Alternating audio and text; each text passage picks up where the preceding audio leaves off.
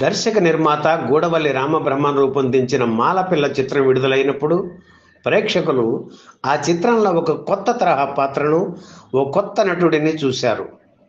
సమానతావాది అయిన ఆ పాత్ర పేరు సుందరరామశాస్త్రి. మొండి పట్టుదల, ఛాందస్వాదానికి సుందరరామశాస్త్రి మూల పురుషుడు. అద్భుతంగా ఆ పాత్రను పోషించిన ఆ నటుడి పేరు డాక్టర్ గోవిందరాజుల సుబ్బారావు. అటువంటి పాత్ర చిత్రాల్లో ఉండడం తెలుగు సినిమాల్లో అదే తొలిసారి. ఎంతో నేర్పుతో ఆ పాత్ర పోషించారు సుబ్బారావు. సినిమాల్లో అప్పటికి కొన్ని బ్రాహ్మణ పాత్రలు ఉన్నా అవి హాస్య పాత్రలో, మునుల వేషాలు అయి ఉండేవి. వాటికి పూర్తి విభిన్నంగా సుందరరామశాస్త్రి పాత్ర సాంఘిక పురోగమనానికి ప్రతిబంధకంగా నిలిచిన పాత్ర అది. అందుకే మాలపిల్ల చిత్రం జ్ఞాపకం ఉన్న ప్రతి ఒక్కరికి డాక్టర్ గోవిందరాజుల సుబ్బారావు గుర్తుండిపోతారు. తొలి రోజుల్లో నాటక రంగం నుంచి చిత్ర పరిశ్రమలోకి అడుగుపెట్టి నటులుగా స్థిరపడిన వారిలో డాక్టర్ గోవిందరాజుల సుబ్బారావు ఒకరు. తెనాలిలో డాక్టర్గా ఆయన ప్రాక్టీస్ పెట్టిన రోజుల్లో సంపాదన బాగా ఉండేది. అయినా దాన్ని వదిలిపెట్టి నాటక, సినీ రంగానికి తన జీవితాన్ని అంకితం చేశారు సుబ్బారావు. నాటకాల్లో ఆయన పోషించిన పాత్రల విషయానికి వస్తే ప్రతాపరుద్రీయన్ నాటకంలో యుగంధరుడిగా ఆయన నటన అద్భుతం.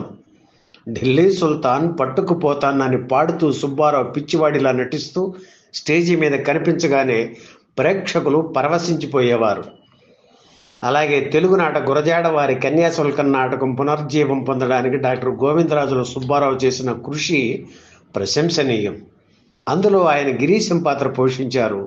తన వయసుకు తగిన పాత్ర కాకపోయినా అందులో ఆయన అత్యద్భుతంగా ఒదిగిపోయారు. ఈ నాటకం సినిమాగా రూపుదిద్దుకున్నప్పుడు అందులో గిరీశంగా ఎన్టీఆర్ నటించారు. నాటక సినీ రంగాల్లో ఒక గొప్ప వెలుగు వెలిగిన గోవిందరాజుల సుబ్బారావు జీవిత విశేషాలు, ఆయన పోషించిన పాత్రల వివరాలు సేకరించి మీకు అందిస్తున్నాం. ఎంతోమంది నటీనటులను తెలుగు చిత్ర పరిశ్రమకు పరిచయం చేసి ఆంధ్ర ప్యారిస్గా పేరు పొందిన తెనాలిలో గోవిందరాజుల సుబ్బారావు పుట్టారు. ఆయన తొలి చిత్రం 1938లో వచ్చిన మాలపిల్ల.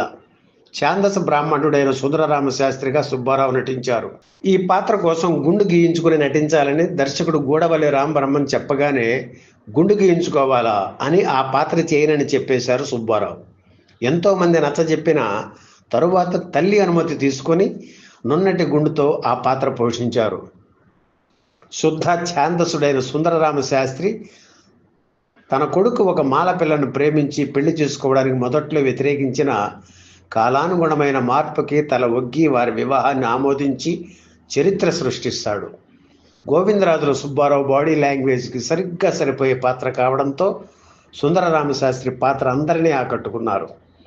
అయితే నాటకాల్లో నటించడం వేరు, సినిమాల్లో నటించడం వేరు.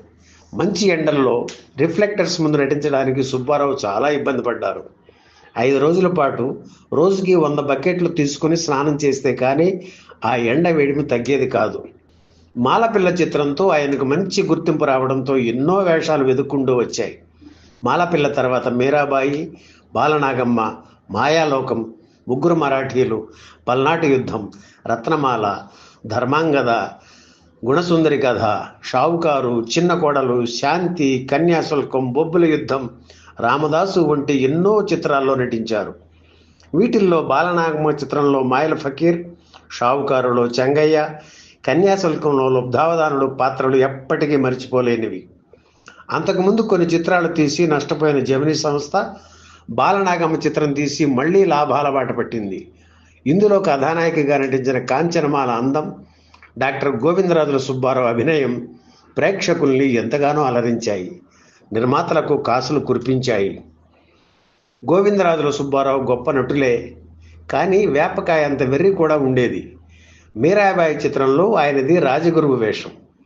ఈ రాజగురువు శివభక్తుడు కనుక ఎవరు ఎంత చెప్పినా వినకుండా మెడలో నిజమైన శివలింగం కాయని తెప్పించుకొని వేసుకున్నారు.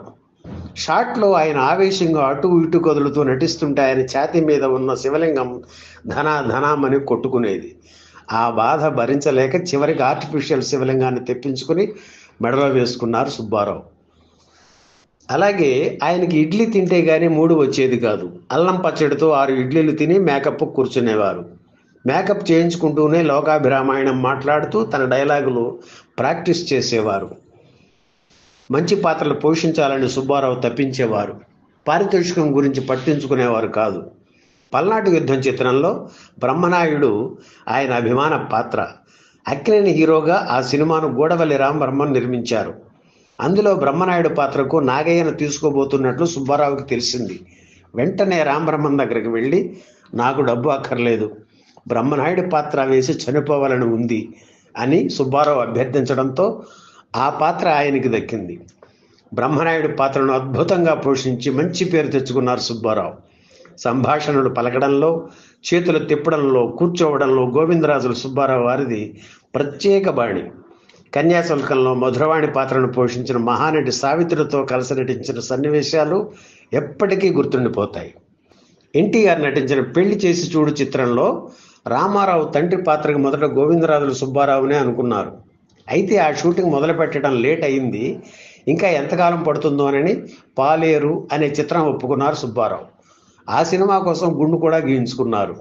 కొన్ని రోజులు గడిచాక విజయవాడ నుంచి కబురు వచ్చింది. గుండుతో ఉన్న సుబ్బారావుని చూసి జుట్టెందుకు తీసేశావు అని కోప్పడ్డారు చక్రపాణి. సుబ్బారావు చెప్పిన సమాధానం విన్నాక విగ్గు పెడితే సహజంగా ఉండదే అని కూడా అన్నారు. ఆ తర్వాత ఆ పాత్ర మరో డాక్టర్కు దక్కింది. ఆయన పేరు శివరామకృష్ణయ్య. మంచి వేషం మిస్ అయినందుకు చాలా బాధపడ్డారు సుబ్బారావు. దురదృష్టం ఏమిటంటే ఏ పాత్ర కోసం ఆయన గుండు చేయించుకున్నారో ఆ పాలేరు చిత్రం విడుదల కాలేదు. మధ్యలోనే షూటింగ్ ఆగిపోయింది. అలా 2 విధాలా నష్టపోయారు సుబ్బారావు. ఆయనకి నటనలోనే కాదు, సాహిత్యంలో కూడా ప్రవేశం ఉండేది. చాటు తెరచాటు అనే తెలుగు గ్రంథం, రామాయణ విమర్శ అనే ఆంగ్ల గ్రంథం ఆయన రచనలు. సుబ్బారావుతో మాట్లాడుతుంటే సినిమా సంగతులే కాదు, న్యూక్లియర్ ఎనర్జీ గురించి ఎక్కువగా మాట్లాడేవారని ఆయన సన్నిహితులు చెప్పే మాట. డాక్టర్ సుబ్బారావుకు సంతానం లేదు. తమ్ముడి పిల్లలను పెంచి పెద్ద చేశారు.